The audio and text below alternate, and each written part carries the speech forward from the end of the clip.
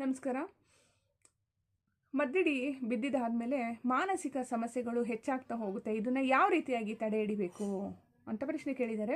ನೋಡಿ, ಮಾನಸಿಕ ಸಮಸ್ಯೆ ಅನ್ನೋದು ಮದ್ದಿಡಿಯಿಂದನೇ ಮಾತ್ರ ಅಲ್ಲ, ನಮ್ಮ ದಿನನಿತ್ಯದ ಜೀವನದಲ್ಲಿ ಹಲವಾರು ಬಾರಿ ಹಲವಾರು ಜನಗಳಿಂದ ಹಲವಾರು ವಸ್ತುಗಳಿಂದ ಮಾನಸಿಕ ಸಮಸ್ಯೆಗಳು ಉಂಟಾಗ್ತಾ ಹೋಗುತ್ತೆ. ಇಂತಹ ಮಾನಸಿಕ ಸಮಸ್ಯೆಗಳನ್ನು ನಾವು ತಡೆ ಹಿಡಿಬೇಕು ಅಂತ ಅಂದರೆ ಮೊದಲು ನಮಗೆ ನಾವು ವರ್ಕ್ ಮಾಡೋದಕ್ಕೆ ಶುರು ಮಾಡ್ಕೋಬೇಕು. ಅಂದರೆ ನಾವು ಯಾವ ರೀತಿ ಇದ್ದೀವಿ ಅದನ್ನೆಲ್ಲ ನಾವು ಹೆಂಗೆ ಅಟ್ರಾಕ್ಟ್ ಮಾಡ್ಕೊಳ್ತಾ ಇದ್ದೀವಿ.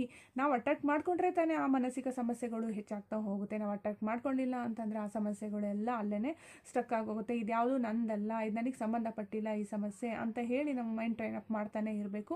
ಇದ್ರ ಜೊತೆಯಲ್ಲಿ ಕೆಲವ್ರಿಗೆಲ್ಲ ನಾನು ಹೇಳ್ತಿರ್ತೀನಿ, ಮದ್ದಿಡಿಯಾಗಿ ಬಂದಿರ್ತಾರೆ, ಬ್ಲ್ಯಾಕ್ ಮ್ಯಾಜಿಕ್ ಆಗಿ ಬಂದಿರ್ತಾರೆ, ಅಥವಾ ಮನೆಯಲ್ಲೇ ಇರ್ತಕ್ಕಂಥ ಸಮಸ್ಯೆ ಆಗಿರ್ತಕ್ಕಂಥ ಪೇಷಂಟ್ಗಳು ಬಂದಾಗ್ಲೂ ಕೂಡ ಕೆಲವೊಂದು ನಾನು ಹೋಮ್ವರ್ಕ್ ಕೊಡ್ತೀನಿ, ಅದನ್ನು ಚಾಚು ತಪ್ಪದೆ ಕರೆಕ್ಟಾಗಿ ಮಾಡ್ಕೊಂಡಲ್ಲಿ ಅವರಿಗೆ ಒಳ್ಳೆಯ ರಿಸಲ್ಟ್ ಬರ್ತಾ ಹೋಗುತ್ತೆ.